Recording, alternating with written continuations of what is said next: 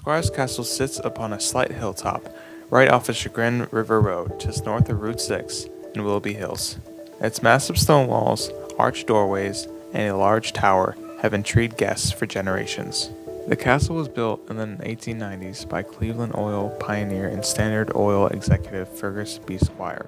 He was born near Exeter, England, and came to America at the age of 10. Squire was an American success story. According to the Cleveland Metro Parks, he started out as an office boy for an oil company and later built and operated his own refinery.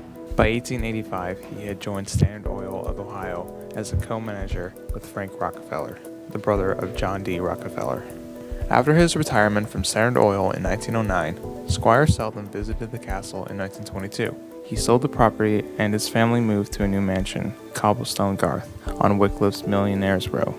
Attracted by the beauty of Chagrin Valley, Squire purchased property in the valley in the 1890s. He engaged a New York architect and planned two buildings in the style of English/German Bornerial halls. The structure that stands today was only intended to be a gatekeeper's lodge.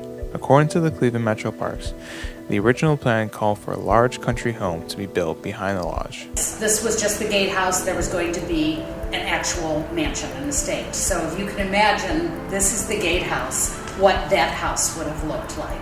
Although the larger room was never built, Squire used the gatekeeper's lodge as a weekend retreat in the early 1900s. Squire was a quiet, somewhat aloof man who enjoyed the solitude of his castle. It had several bedrooms and living areas, a large kitchen, and a breakfast porch. All the castle's rooms had a white plaster walls and elegant woodwork. Leaded glass windows looked out on the property. One of the most beautiful rooms, according to the Cleveland Metro Parks, was Squire's library or hunting room. It was a cozy room located just right of the doorway and featured books, trophy cases, actual stuffed animals, and paintings. Squire sold the property in 1922, and the Cleveland Metro Parks eventually purchased the land and castle in 1925. According to a variety of sources, Mrs. Rebecca Squire never liked the country. As a city girl, she was afraid of the quiet country nights and the sounds of animals. According to one urban legend, she had so many nightmares that she was afraid to go to sleep, and consequently went insane. According to the legend, she died one night when she became so frightened that she fell and broke her neck attempting to flee. I'm not saying that there's no such thing as paranormal activity. People leave an energy behind, possibly. Not a ghost that's going to haunt you or hurt you, that kind of thing.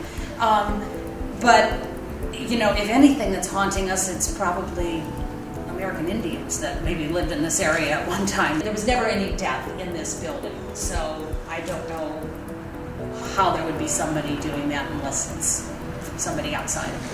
But there have been numerous reports of a woman in the upstairs windows at night, sometimes with a lantern. Could it be Mrs. Squire? Today, Squire's castle is open to the public. It's surrounded by footpaths, riding trails, cooking grills, and a large grassy field for an afternoon of fun or a great family outing.